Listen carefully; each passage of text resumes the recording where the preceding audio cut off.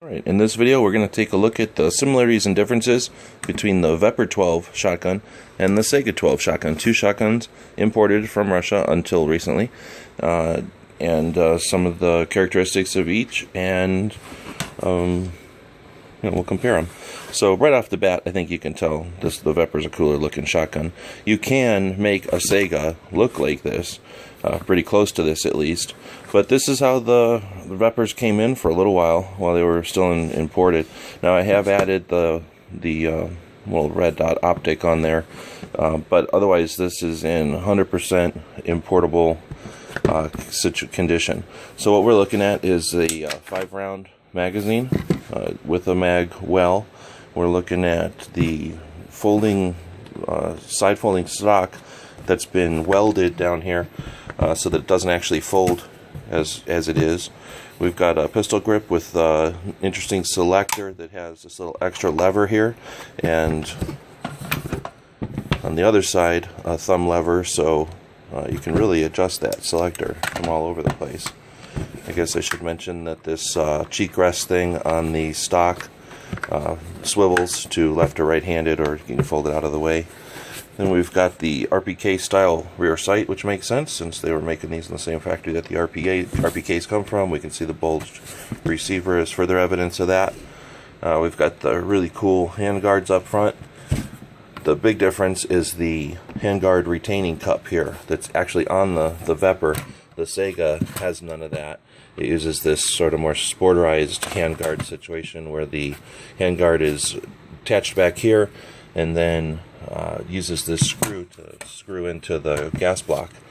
So a little different configuration there. As we go forward, threaded muzzle, or a muzzle cap, I guess you could call it, and just really a thread protector. But that gives us the ability to add something like the cool looking muzzle devices that are made for these. I guess you could also screw in a choke. So that's an overall look at the Vepr, I suppose. Now let's take a look at that Saiga. They come in with this shotgun style stock. The triggers move back and into the pistol grip hole, and the trigger hole is covered up. Standard selector for the most part, standard receiver as well. We do have the optics rail. Now on the Vepr, that's something they're lacking. The optics rail is not there. Instead, they have an attached dust cover with this rail on it, which is what this red dot's sitting on. Not exactly the same. Honestly, I think I'd rather have the optics rail, but this is a different way to go.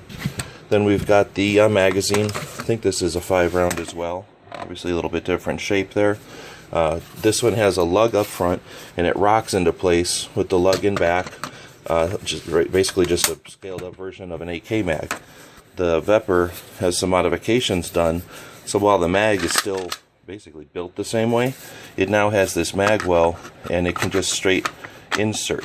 I don't have to rock it or do anything fancy. I just push it into the rifle and or the shotgun, and it inserts, and by using the same style AK release, it'll come free. So hard to do with one left hand. When we're looking at things like the charging handle, basically the same between them. When we're looking at the rear sight on the Saiga, no adjustability really. It's a little dovetail slot. You can scoot it back and forth, but no instant adjustability like the kind of fancy RPK sight here. Although this one's easy to move or bump, where this one is a lot less, lot lower profile. Then we've got the front sight, which is on the gas block. I should have mentioned the front sight on the Vepr is also on the gas block, but it's a standard AK style, European AK style with the wings around the post, where the Saiga is just a bead on top of the gas block. It does have an adjustable gas block on a Saiga.